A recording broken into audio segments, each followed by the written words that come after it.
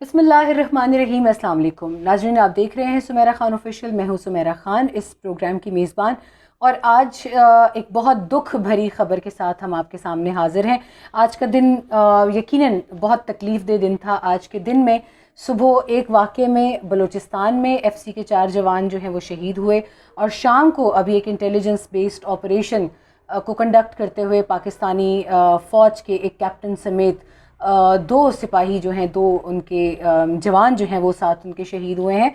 इनकी तफसीलात की जानिब चलते हैं कि ये क्यों, कैसे और कब और कहाँ पर हुआ। और जैसे मैंने कहा कि आज का दिन एक बहुत भारी दिन था, और उम्मीद शायद नहीं थी किसी को भी, मगर जो इस मुल्क कौम की हिफाजत करते हुए इस दुनिया से गए हैं, यकीनन उनके लिए अल्लाह पाक ने भी ये कहा है, उनका भी हुक्म है कि उनको मरा हुआ ना समझा जाए, बल्कि वो ज़िंदा हैं और हम में से बहुत सौ से बेहतर हैं। वो अल्लाह पाक के बहुत करीब हैं क्योंकि वो शहीद हैं। तो इन शुहदा के नाम आज का हम अपना ये वीलॉग करते हैं, बात करते हैं, कुछ तफसील की भी बात करेंगे कि ये क्यों हो रहा है, कहाँ से हो रहा है और किस वजह से हो रहा है। वो उन वजूहात का जानना बहुत ज़रूरी है। सबसे पहले आज का वाक़या था जिसमें 4 जो है हमारे जवान शहीद हुए, और 6 उस वाक़े में, सुबह के वाक़े में शदीद वो ज़ख्मी भी हैं, जिनको कोयटा CMH लेकर जाया गया। पाकिस्तान अफ़गानिस्तान बॉर्डर जो है, बुध की सुबह यहाँ पे एम्बुश हुआ मिलिटेंट्स की जानिब से, और पाकिस्तान मिलिट्री के जवान एक कॉन्वॉय की शक्ल में अपना एक उनको कुमक आ रही थी, और सिपाही जो हैं हमारे, ये पाक अफ़गान बॉर्डर पर जो हमारा फेंसिंग का काम जारी है, बाड़ लगाने का काम जारी है, ये उसमें मसरूफ़ थे। और उस दौरान इनके ऊपर एम्बुश किया गया है, उस दौरान उनके ऊपर अटैक किया गया है। ये ज़ोब डिस्ट्रिक्ट का इलाका था, बलूचिस्तान के सूबे का। अफ़गानिस्तान की जानिब सूबा पक्तिका लगता है इस इलाके को, ज़ोब के इस इलाके को, जहाँ बाढ़ का काम जारी था। नतीजे में 4 जवान शहीद हुए, 6 काफ़ी तशवीशनाक हालत में उनको CMH कोयटा ले जाया गया है। और इस वक्त जो इसके बाद की अपडेट्स हैं वो ये है कि अफ़गानिस्तान में पाकिस्तानी सफ़ीर मंसूर अहमद ख़ान जो है, उन्होंने एहतजाजी मरासला जो है वो अफ़गान हुकूमत को पेश किया है। इस हवाले से उन्होंने वहाँ पर हुकूमत के नुमाइंदों से बात की है, हुकूमती ओहदेदारान के साथ हंगामी बुनियादों पर मुलाकात की है, और पाकिस्तान में फ़ॉरेन ऑफिस में अफ़गान सफ़ीर को बुलाकर इस मामले पर एहतजाजी मरासला उनको थमाया गया है। मगर बात यह है कि ये मामलात कब तक चलेंगे। अगर अफ़गानिस्तान की जानिब के लोगों को अमन की तलाश ना होती तो वो शायद इस क्रूशल मामले पर कभी भी इकट्ठे ना होते पाकिस्तानी अवाम के साथ। मगर बात यह है कि अफ़गानिस्तान की तरफ चंद लोग ऐसे हैं, मैं उनके तमाम तर लोगों की बात नहीं करूँगी, अफ़गानिस्तान के कुछ लोग ऐसे हैं कि जो मुकम्मल तौर पर ये जहन बनाए हुए हैं, और उसमें कुछ हुकूमती ओहदेदारान शामिल हैं, जैसे कि अक्सर अमरुल्लाह सालेह का नाम लिया जाता है, कि वो नहीं चाहते कि अफ़गानिस्तान में देर पा अमन का क़याम हो, और वो पाकिस्तान की तमाम तर कोशिशों को सैबोटाज करने की मुकम्मल कोशिशें कर रहे हैं। आज का हमला कतन इग्नोर किए जाने वाला नहीं है। इससे पहले FC के ऊपर अटैक्स होते रहे हैं, मगर पाकिस्तान फ़ौज की जानिब से, हुकूमत की जानिब से इसलिए तहम्मुल का मुज़ाहिरा किया जाता रहा कि किसी तरीके से अफ़गान अमन को अच्छे तरीके से पाया तकमील तक पहुँचाया जाए, उसके बाद देखी जाएगी, उसके बाद बात की जाएगी। मगर शायद इस तरह होने नहीं दिया जा रहा। पाकिस्तान का कहना था कि वो तकरीबन 1500 मील लंबी इस पाक अफ़गान सरहद पर बाड़ लगाना ही इसलिए चाह रहा था ताकि ये इलाका मुकम्मल तौर पे हिफाजत में आ जाए।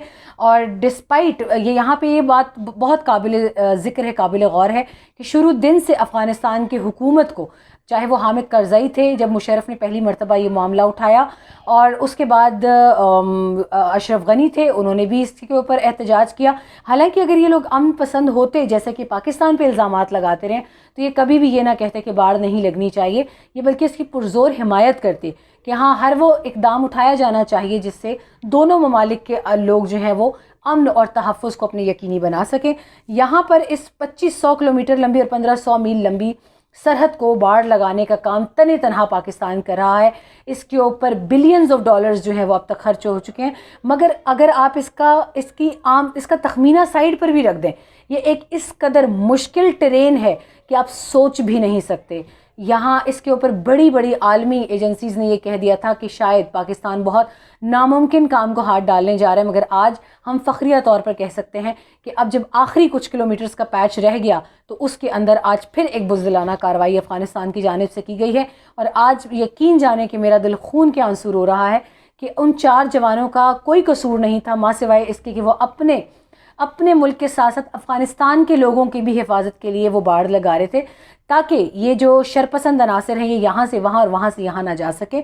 اس کے آگے اگر چلیں تو اور یہاں پر وہ یہ بھی کہتے ہیں، حکومت کا یہ بھی کہنا ہے کہ یہ ڈیوائیڈڈ فیملیز کے لیے ایک سب سے بڑا اقدام اٹھایا گیا تھا کہ جو کلونیل ایرا سے وہ ایک لائن جس کو ڈیورنڈ لائن جس کو افغانستان اپنا بارڈر کہتا ہے، پاکستان اس کو بارڈر نہیں مانتا، نہ وہ ڈیورنڈ لائن کو مانتا ہے۔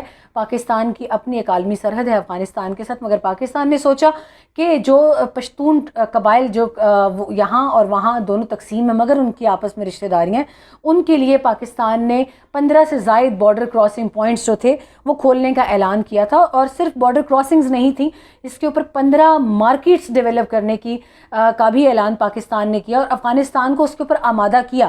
یہاں بھی پاکستان تنے تنہا کنونس کرتا رہا افغانستان کو کہ یہ ضروری ہے تاکہ اسمگلنگ کی روک تھام ہو سکے، ہیومن ٹریفکنگ کی روک تھام ہو سکے، اور ہر وہ جرم جو ہے اس کو پاکستان اس کی روک تھام کر سکے جس کا الزام ہمیشہ پاکستان پہ ڈالا گیا ہے۔ مگر حقیقت اس وقت گراؤنڈ ریالٹی یہ ہے کہ افغانستان کی جانب سے زیرو انٹرسٹ ہے اس میں، اور اس میں افغانستان کے عوام کا قصور نہیں ہے، کیونکہ وہ پاکستان آنا بھی چاہتے ہیں اسموتھ انٹری ایگزٹ کے ساتھ اور جانا بھی چاہتے ہیں۔ قصور ان لوگوں کا ہے جو اس وقت بڑے کوریڈورز میں بیٹھے ہیں اور وہ نہیں چاہتے کہ یہاں سے امریکی فوج کے انخلاء کے بعد افغانستان حکومت جو ہے وہ ایک مضبوط حکومت بنے، اور اس کے اندر وہ یا پاکستان کے اوپر نئے سرے سے الزام تراشیاں شروع کر دی ہیں۔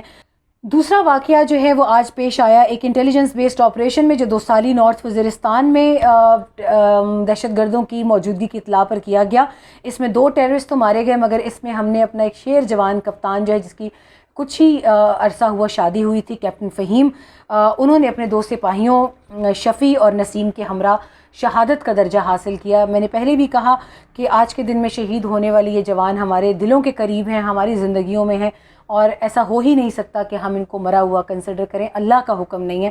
تو یہ ہمارے جوان ابھی بھی زندہ ہیں، ہمارے ساتھ ہیں، مگر اپنے وطن کو محفوظ بنانے کی کوشش اور جستجو میں مسلسل انہوں نے آج اپنی جانوں کا نذرانہ پیش کیا۔ اور افسوس کا مقام یہ ہے کہ آج ایک دن میں ہمیں ایک بزدل اور کمزور دشمن کی 2 کارروائیوں کا سامنا کرنا پڑا۔ اس میں ایک چھوٹا سا بیک گراؤنڈ میں آپ کو دیتی چلتی ہوں۔ Major general DGISPR major general Babar Iftikhar نے کچھ عرصہ پہلے 22 فروری 2021 کو پریس کانفرنس کی تھی، جب 4 سال آپریشن رد الفساد کے مکمل ہو گئے تھے، اور اس میں انہوں نے کچھ تفصیلات دی تھیں۔ 3,75,000 انٹیلیجنس بیسڈ آپریشنز اس وقت تعداد تھی۔ آج اگر میں سیفسٹ سائڈ گو کہ میں اس میں کنفرم نہیں بتا سکتی، مگر 3,75,000 تقریباً 200 آپریشنز اب تک ہو چکے ہیں۔ ان میں سے انہوں نے تفصیل بھی دی تھی کہ تقریباً 34,000 سے زائد آپریشن جو تھے وہ پنجاب میں ہوئے، 1,50,000 سے زائد سندھ میں ہوئے، 80,000 سے زائد بلوچستان میں ہوئے، اور 72,000 سے زائد خیبر پختونخوا میں ہوئے۔ 72,000 سے تعداد زیادہ کی جائے تو ابھی کی تعداد بنتی ہے جو کہ قبائلی علاقوں میں ارسوائل فاٹا اور خیبر پختونخوا میں یہ ڈیلی بیسس پر یہ آپریشنز کنڈکٹ کیے جاتے ہیں، اور نتائج آپ کے سامنے ہیں۔ یہاں پر لوگ یہ کہتے ہیں کہ فورسز کیا کرتی ہیں۔ انٹیلیجنس بیسڈ آپریشنز کی مثال میں آپ کو کچھ یوں دیتی ہوں کہ آپ نے فٹ بال اور ہاکی کے میچز ہوتے دیکھے ہوں گے، وہاں جو سکور کارڈ ہوتا ہے، سکور بورڈ ہوتا ہے، اس کے اوپر صرف یہ دکھایا جا رہا ہوتا ہے کتنے گول ہو گئے اور مخالف ٹیم نے کتنے گول کیے، مگر یہ نہیں بتایا جاتا کہ ٹیم نے کتنے گول بچائے۔ تو انٹیلیجنس بیسڈ آپریشنز کا سب سے بڑا مقصد یہ ہوتا ہے کہ وہ کتنے ہی سپاہی، ہمارے بہت سے گمنام اس کے اندر سپاہی افسر جوان، وہ اپنی جانوں کا نذرانہ دے جاتے ہیں خاموشی سے، اور ہم میں سے کسی کو پتہ ہی نہیں چلتا، کیونکہ ہم سرحدوں کے اندر بڑے سکون کی نیند سوتے ہیں، روزہ افطار کر رہے ہیں، لیوش ہمارے ڈشز سے ہمارے دسترخوان بھرے ہوئے ہیں، مگر ان کا کیا؟ آج میں آپ کو ان کا بھی دکھاتی ہوں طرز زندگی کہ وہ کس طرح سے اپنے روزے افطار کرتے ہیں۔ آپ دیکھ رہے ہوں گے اسکرین پہ ساتھ ساتھ وہ کس طرح سے سوتے ہیں، وہ کس طرح سے کھاتے پیتے ہیں، وہ کن جھاڑیوں کے بستروں کے اوپر اپنی نیندیں پوری کرتے ہیں۔ وہ نیند بھی نہیں ہوتی، ان کو ہر وقت ان کا دماغ الرٹ رہتا ہے کب کہاں سے فائر آ جائے۔ وہ اگر اپنی گیریزنز میں بھی ہوتے ہیں تو ہمارے وقت چوکس رہتے ہیں، تیار رہتے ہیں۔ یہ جو آج کل پروپیگنڈا مشینز آئی ہوئی ہیں جن کے مطابق 80% بجٹ وہ کھا گئے، 80% نہیں، 17%، 18% بجٹ میں وہ انتہا کی خطرناک لڑائیاں لڑ رہے ہیں۔ آج مجھے کہنے دیجئے، بہت افسوس کا مقام ہوتا ہے جب ہمیں یہ کہا جاتا ہے کہ DHA میں کھا گئے فوجی فاؤنڈیشن میں کھا گئے، فلاں میں کھا گئے، آرمی ویلفیئر ٹرسٹ میں کھا گئے. یہ وہی آرمی ویلفیئر ٹرسٹ ہے جس میں ساری زندگی اپنی تنخواہوں سے کٹوتیاں کر کر کے یہ لوگ اپنے اور اپنے بچوں کے مستقبل کے لیے انسٹالمنٹس دے رہے ہوتے ہیں. کیا قصور ہے ان کا؟ آپ کے یہ بیوروکریٹس جو نخرے دکھاتے ہیں، جو اس دن فردوس عاشق اعوان نے جھاڑا بہت اچھا کیا. وہ خاتون زندگی میں کبھی اپنی ڈبل کیبن گاڑی میں سے باہر نہیں نکلی، اے سی کی گاڑی میں، باہر سائلین ہاتھ میں فائلز لے کے کھڑے ہوتے ہیں میڈم کے لیے. اس کے باوجود وہ ذرا سی سرزنش کے اوپر، ابھی ان کی بھی انکوائری رپورٹ آ گئی ہے. انکوائری رپورٹ کے مطابق صدف صاحبہ جو ہیں وہ غلطی پر تھیں. انہوں نے ایڈوائزر صاحبہ جو فردوس عاشق اعوان ہے، غلطی ان کی بھی ہوگی، میں نہیں اس چیز میں پڑتی، مگر ان کا طرز زندگی آپ دیکھیں، اپنی چھتری تک تو خود پکڑ نہیں سکتے یہ لوگ.